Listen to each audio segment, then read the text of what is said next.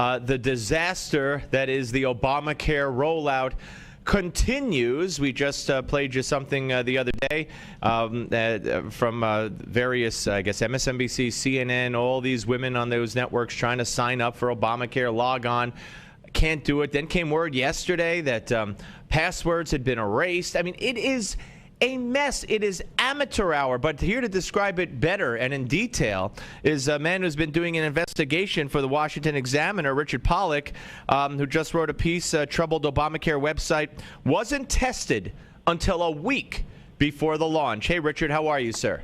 Just fine. All right. So tell us how this all came about, this disaster of a launch. Well, I think all of us assumed that the IT people were testing and pre-testing and dealing with stress tests and dealing with the whole issue of user friendliness for consumers in terms of the website for Obamacare. And what we've discovered is that there was such chaos, such disarray within the Department of Health and Human Services that it wasn't until a week before their launch that they decided to begin testing the operation of this massive website. How is that possible? I mean, I just spoke to someone yesterday who works at a major bank in the IT, high up in IT, and before they do anything new on their existing websites, they test it for 4 to 6 months. Well, it appears as if there were a couple of things happening. First of all, there was a very, very short time frame to put all of this together. Well, how do you say? Let me interrupt you. What do you mean by that? I mean, we knew about it for 3 years, no? Well, apparently, according to different sources at the Department of Health and Human Services and at CMS, a division that actually runs it, it wasn't until this last spring, that the actual codes were for the first time delivered to all the contractors that were paid handsomely in order to go and put this up. So these guys were working blind, and in fact... Let me stop you again. Whose responsibility was it to deliver the codes, or who does deliver the codes? Was that HHS? It was a division of the Department of Health and Human Services, and there's a very, very odd, unusual development that we've uncovered as well, and that is when you have a very complicated website in the IT field, you usually have a private sector company to serve as the systems integrator or technology integrator. That's sort of like the band leader, the composer for an orchestra or something right. of that sort. Usually it's your lead private sector company. As it turns out, for reasons that we don't quite understand but we can speculate, the Department of Health and Human Services decided to be its own system integrator, something that HHS is not known for.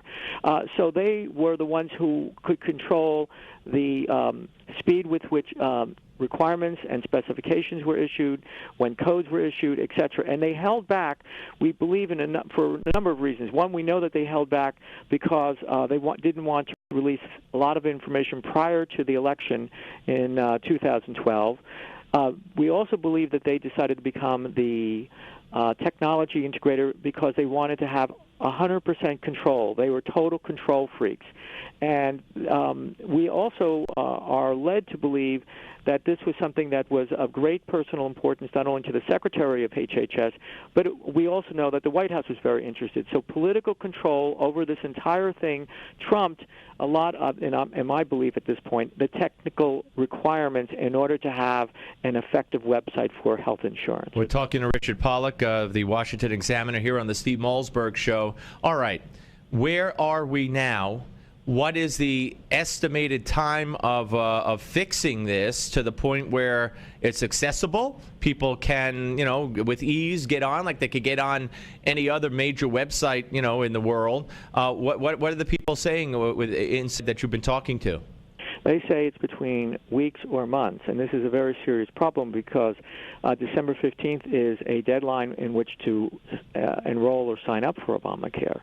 So they may be able to begin operating it in a few weeks or perhaps close to the December 15th date, and we can only just imagine at that point what the traffic might look like as well. I mean, it's very interesting because HHS has indicated that they will not relax the deadlines for this. Of course not. Of course not.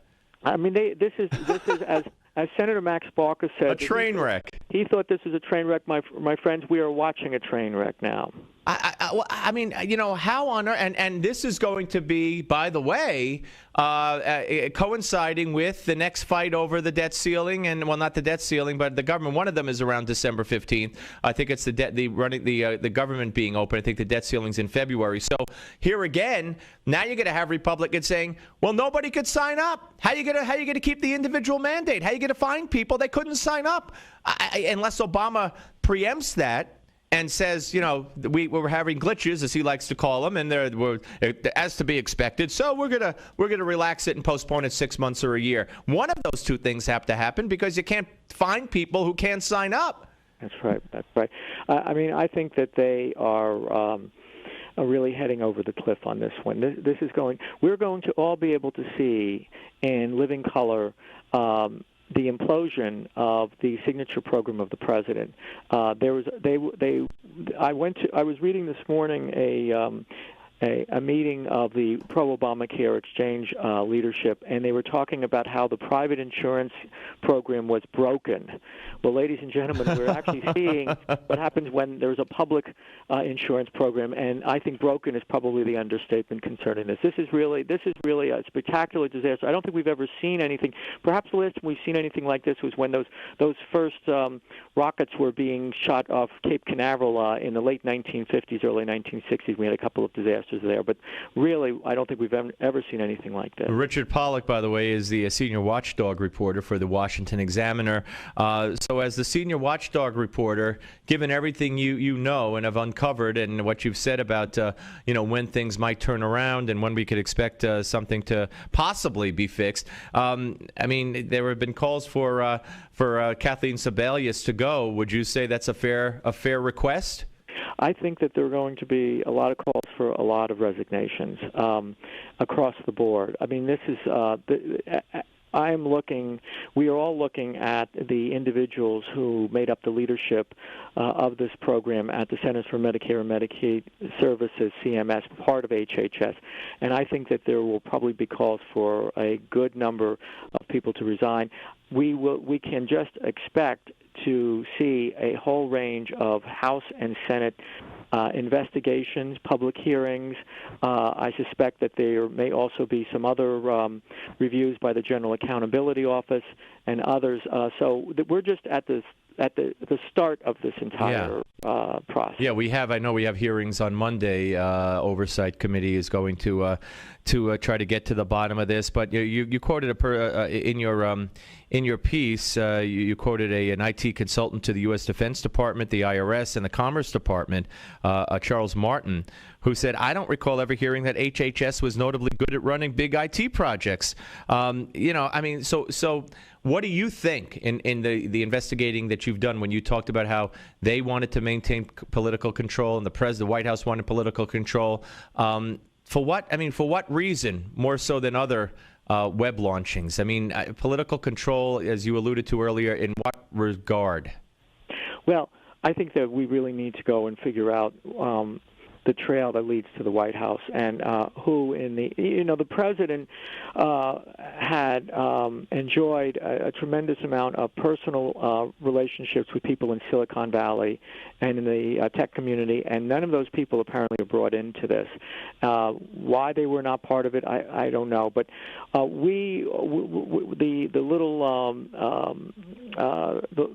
little breadcrumbs that are leading to the White House, we're going to have to pick them up. We're going to have to figure out exactly what their motives were. But this administration really wanted to protect Obamacare from any kind of intrusiveness by outsiders, and certainly I think they thought that this would be the best way for them to launch this, and obviously I think that there were a lot of miscalculations in it. All right, Richard, great reporting, great work. Thanks for sharing it with us. Appreciate it. All right. Thank you, Steve. Take care. Richard Pollock, ladies and gentlemen, senior watchdog reporter for the Washington Examiner, here on the Steve Malzberg Show. A disaster.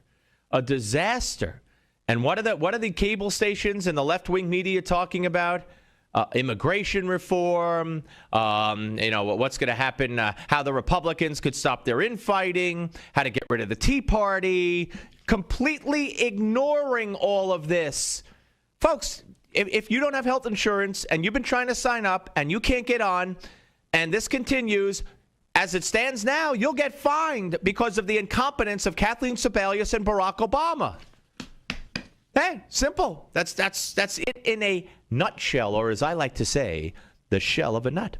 All right, 877 Newsmax, 877 Newsmax, right here. Love to hear from you. Have you tried to sign up? Do you intend to sign up? On the Steve Malzberg Show, Newsmax TV and radio.